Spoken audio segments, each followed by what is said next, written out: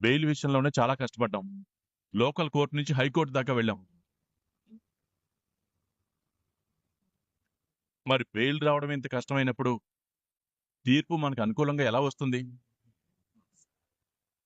వీడికి శిక్ష పడకుండా ఎలా కాపాడుకుంటాం?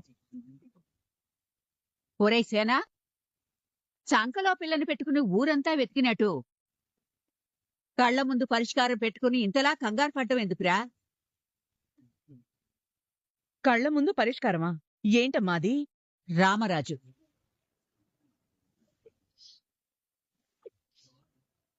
అంటే కోర్టులో అమూల్య వీడికి వ్యతిరేకంగా సాక్ష్యం చెప్పినందుకు వీడికి ఖచ్చితంగా శిక్ష పడుతుంది.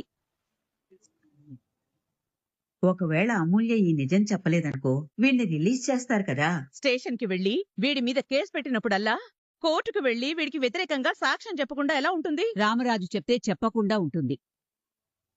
ఆ కూలడు రామరాజు గాడు నా మీద, నా మేనల్లుడి మీద పీకల్లోతు కోపంలో ఉన్నాడు. వీడికి ఎప్పుడెప్పుడు శిక్ష పడుతుందని ఎదురు చూస్తున్నాడు. అలాంటివాడు వీడికి వ్యతిరేకంగా సాక్ష్యం చెప్పొద్దని కూతురికి ఎందుకు చెప్తాడు? ఎలా చెప్తాడు? మనం వెళ్లి బ్రతిమలాడుకుంటే చెప్తాడే.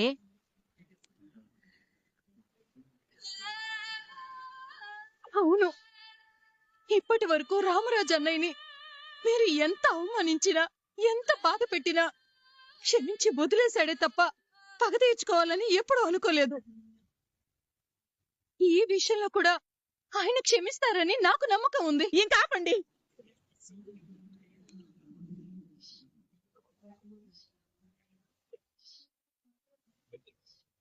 ఆ కూలోడి ముందు నే తల దించుకోవాలా? వాడింటికి వెళ్ళి వాడిని బ్రతిమాలుకోవాలా? నా గొంతులో ప్రాణం ఉండగా జరగదు. హ, నీ మేనల్లుడి భవిష్యత్తు జైలు పాలవ్వకుండా కాపాడటం కోసం ఒక మెట్టు దిగితే తప్పే ఉందే. కాపాడుకుంటాను. అవసరమైతే నా ఆస్తి మొత్తం అమ్మైనా సరే నా మేనల్లుడికి శిక్ష పడకుండా కాపాడుకుంటాను. అంతే తప్ప ఆ రామరాజు గాడి ముందు తగ్గడం, తల వంచడం మాత్రం ఉండదు. రే విశ్వ, చెప్పతా. ఈ కేసు వాదనలు అయిపోయేంత వరకు నువ్వు ఆ అమూల్య జోలికి వెళ్ళకూడదు. దానివల్ల కేసు ఇంకా పెద్దదవుతుంది. సరేనా? సరే అత్త.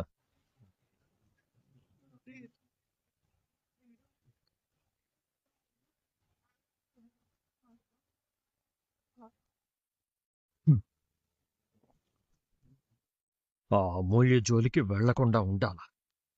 కోర్టు వాదనలో ఏదైనా జరగచ్చు. నేను జైలుకు కూడా వెళ్ళొచ్చు. కానీ ఈలోపు అమూల్య సంగతి చూడకుండా వదిలిపెట్టను.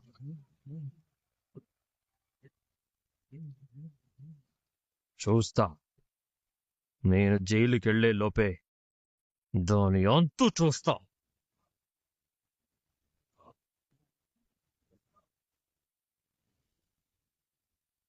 రే, ఇదేదో కోర్టు నుంచి వచ్చింది చూడు.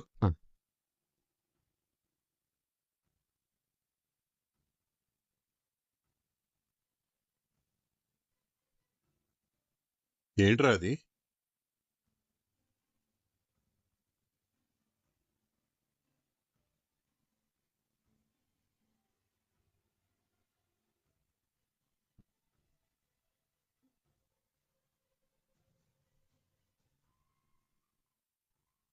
శ్రీరామ అంటే అన్నానంటారు గాని మీకు మీరు చదువుకుంటున్నారు తప్ప నాకు చెప్పట్లేదు.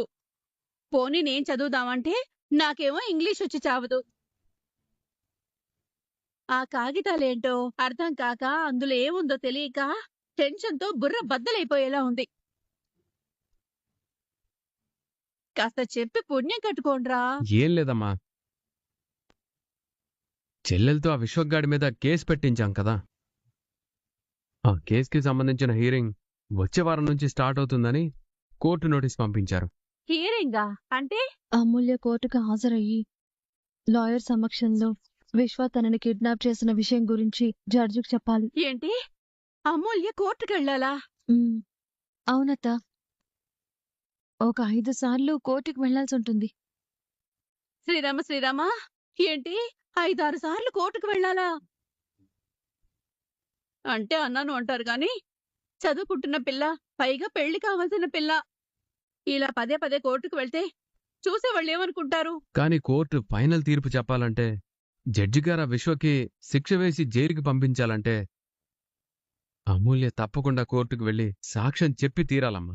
కావచ్చురా, కానీ ఆడపిల్లని అలా కోర్టుల చుట్టూ తిప్పితే మన ఆడపిల్లని మనమే నలుగురిలో నవ్వులు పాలు చేసినట్టు కాదా?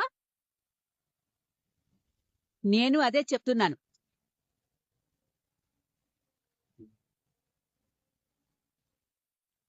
అన్నయ్య, నా కొడుకు చేసింది తప్పే. అందుకే వాడు 1 నెల రోజులు జైల్లో ఉండి వచ్చాడు.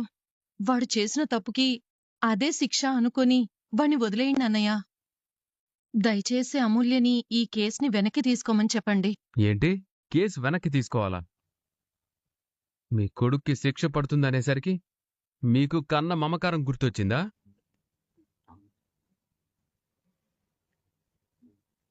మరి మా అమ్మా నాన్నలది కన్న మమకారం కాదా? కూతురి విషయంలో వాళ్ళకి ఎంత బాధ ఉంటుంది? మీ కొడుకు మా చెల్లెల్ని కిడ్నాప్ చేసి తీసుకెళ్ళాడు. అప్పుడు మా అమ్మ గుండెలు పగిలేలా ఏడ్చింది. ఆ బాధతో మా నాన్న ప్రాణాల మీదకొచ్చింది.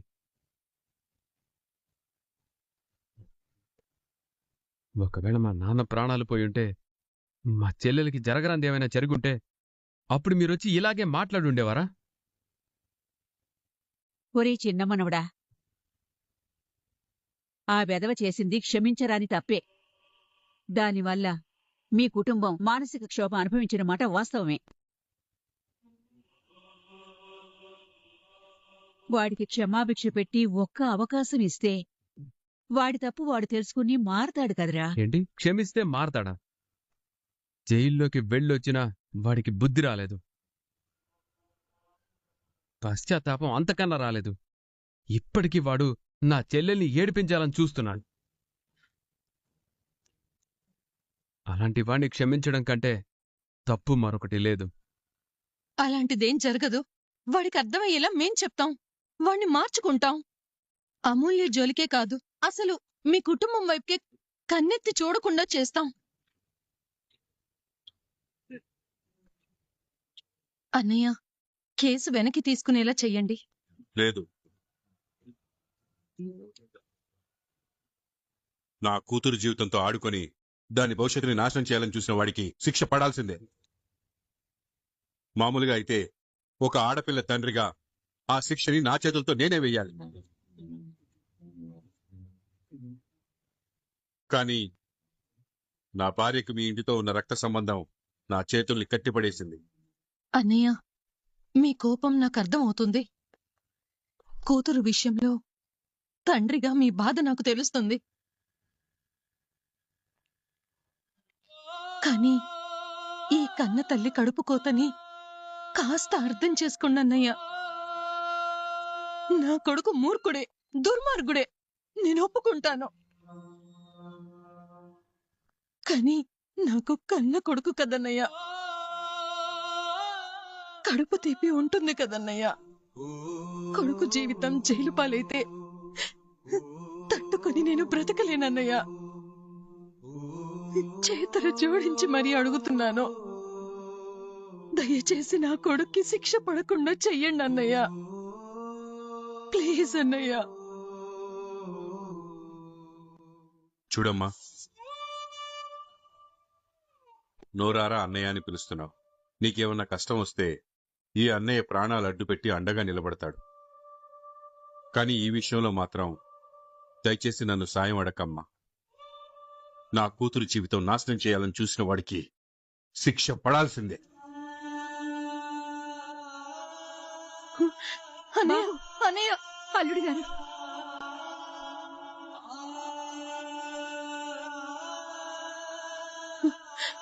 ప్రేమ, నీ అత్తయ్య మావయ్యలకి నువ్వైనా చెప్పవే. నీ అన్నయ్యకి శిక్ష పడకుండా చూడమని చెప్పవే. కూతురు గురించి ఇంతకంటే ఎక్కువ బాధని వాళ్ళు పడడం నేను కళ్ళారా చూశానమ్మా. అందుకు కారణమైన వాళ్ళని కాపాడమని అడగడానికి నీకెలా మొహం చెల్లుతుంది?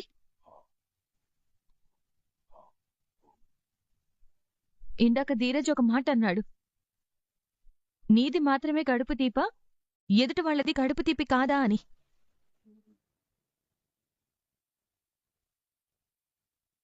మరి తెలిసి కూడా నువ్వొచ్చి ఇలా అడగడం ఒక రకంగా స్వార్థం అవుతుందమ్మా.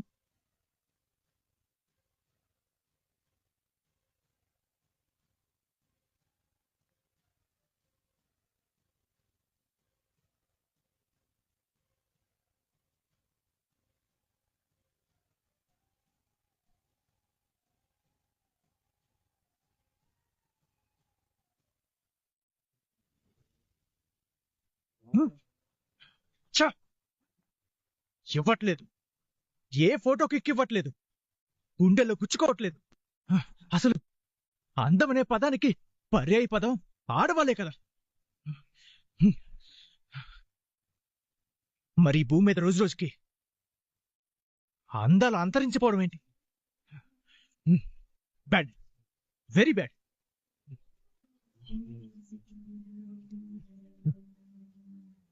Bad, very bad.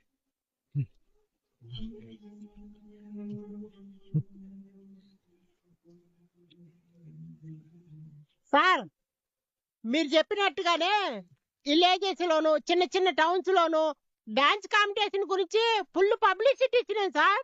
కొన్ని అప్లికేషన్లు వచ్చినాయి సార్, చూడండి. చూపించు, త్వరగా ఇవ్వు.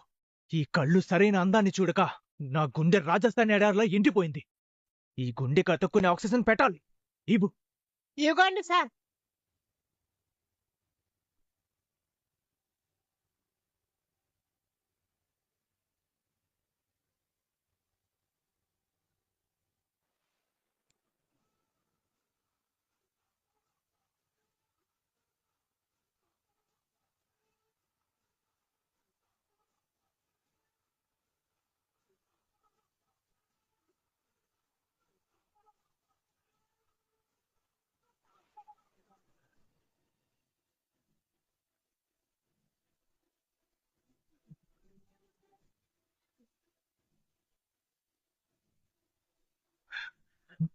ఈ ఫోటో ఏంటయ్యా?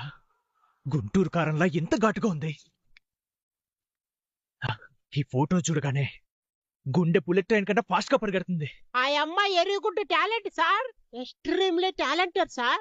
ఒకసారి వీడియో చూడండి.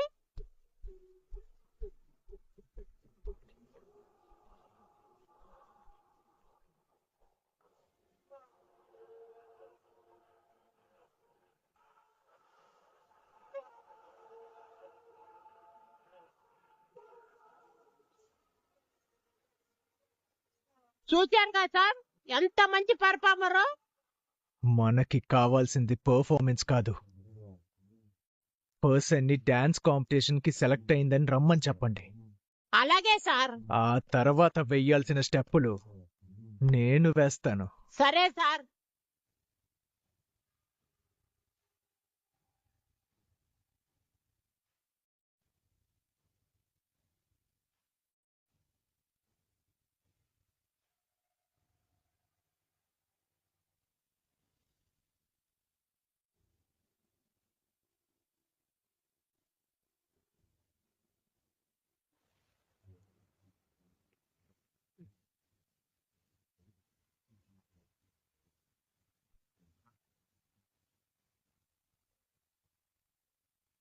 మీ అన్న ధీరజ్ గాడు మా నాన్నకి యాక్సిడెంట్ చేసి చెయ్యి విరగ్గొడతాడా?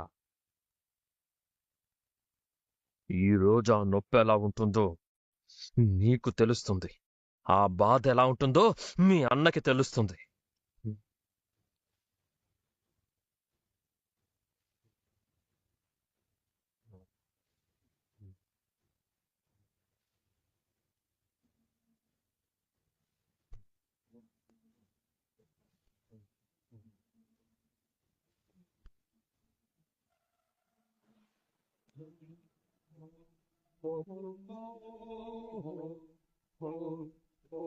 నువ్వేంటనే ఎలా వచ్చావు? పెద్దోడికి ఖాళీ లేదంట, నన్ను వెళ్ళమన్నాడు. అవునా? అమ్మో, ధీరజ్ గాడు వీడొచ్చాడేంటి? సర్లే, బైక్ ఎక్కు, వెళ్తూ మాట్లాడుకుందాం.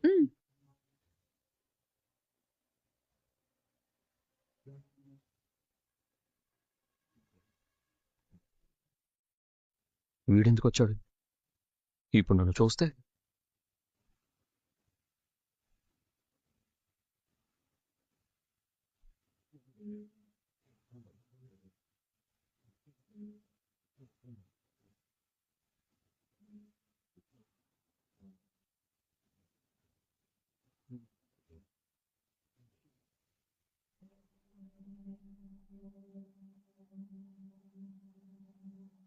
అమ్మయ్య, వీడు నన్ను చూడలేదు.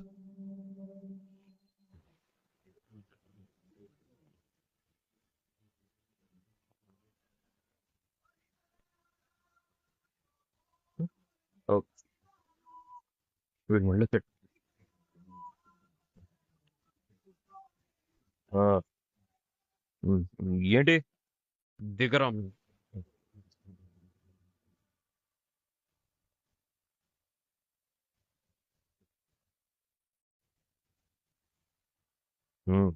ఏంటి ఏంట్రా ఎక్కడున్నావు? ఆ? నా ఇష్టం, నేను ఎక్కడైనా ఉంటాను. నువ్వెవరు అడగడానికి? పోనీ పోలీసులు అడిగితే చెప్తావా? ఓ, పోలీసులేంట్రా? ఆయన నేను ఇప్పుడు ఏం చేశాను? నువ్వు నా చెల్లొచ్చే రూట్లో ఏం చేస్తున్నావురా? ఆ? ఏం ప్లాన్ చేసావు? ప్లాన్ ఏంటి? ఏం మాట్లాడుతున్నావు? అయినా ఈ రోడ్డు నీ చెల్లి కోసం వేశారా? అందరికీ పనులుంటాయి, అందరూ తిరుగుతుంటారు. అందరూ వేరు, నువ్వు వేరు. నిన్ను చూస్తుంటే నాకు డౌట్గా ఉంది. ఏదో ప్లాన్ చేసావనిపిస్తుంది. ఇదిగో చూడు, నేను క్యాజువల్గా పని మీద వెళ్తున్నాను. లేనిపోని నిందలు వేయకు నా మీద. అయినా నీ చెల్లెలు రోజు వేరే రూట్లోంచి వెళ్తుంది కదా, అయినా ఈరోజు ఇటెందుకు వచ్చింది? నా డౌట్ కూడా అదేరా. ఈరోజు నా చెల్లెలిటి వెళ్తుందని నీకెలా తెలుసు? నేనిక్కడికి వచ్చే టైంకి నీ కార్ ఫాస్ట్గా వస్తుంది. నన్ను చూడగానే ఉలిక్కి పడ్డావు. నీ మాటల్లో కూడా టెన్షన్ కనపడుతుంది. ఎవ్వరం తేడాగా ఉంది. అప్పుడు లేడీస్తో కొట్టించినా నీకు బుద్ధి రాలేదురా? రైట్ ధీరజ్, ఎక్కువ మాట్లాడితే నేనేం చేస్తానో నాకే తెలీదు. Give respect. వాయిస్ లేస్తుందేంటి? నీతి తప్పిన నీచులకి రెస్పెక్ట్ ఇవ్వటం మా ఇంట వంట లేదు. అసలు నీలాంటి వాళ్ళకి బెయిల్ ఇచ్చి ఇలాంటి ఫ్రీడమ్ కూడా ఇవ్వకూడదు. చూడు ధీరజ్, ఇప్పటికే నా మీద కేసు పెట్టి చాలా పెద్ద తప్పు చేశారు. ఇలా మాట్లాడి నన్ను రెచ్చగొట్టదు. ఏం చేస్తావురా? ఏం చేస్తావురా? నువ్వేం చేస్తావురా? నువ్వేం చేస్తావు చెప్పు. రేయ్, చట్టాన్ని చేతిలోకి తీసుకోకూడదని ఆగిపోతున్నాను. లేదంటే నేను నిన్ను తిరగనిచ్చేవాడినే కాదు. నీ తాటాకు చప్పుళ్ళకి బెదిరేవాడు కాదురా ఈ విశ్వక్. అవునా?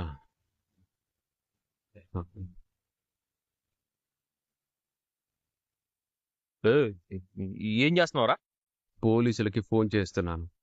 కేసు పెట్టిన అమ్మాయి పైన బెదిరింపులకి పాల్పడుతున్నావని ఇంకో కేసు పెడతాను. ఇప్పుడు నేనేం చేశాను రా? నువ్వు నువ్వేం చేశావో, ఏం చెయ్యబోతున్నావో ఇప్పుడు పోలీసులు వచ్చి నీ చేత చెప్పిస్తారు. నువ్వు ఆగరా, మధ్యలో పోలీసులు ఎందుకు? నువ్వే అన్నావు కదరా ఇలాంటి తాటాకు చప్పుళ్ళకి భయపడ్ను అని. ఏదో నోటి దోలతో అన్నానులే. సారీ, వదిలి. రేయ్, నువ్వు నా చెల్లి వెళ్లే దారిలోనే కాదు, తను ఉన్న ఏరియా సరౌండింగ్స్లో కనపడినా నీ శేష జీవితం కటకటాలే. జాగ్రత్త.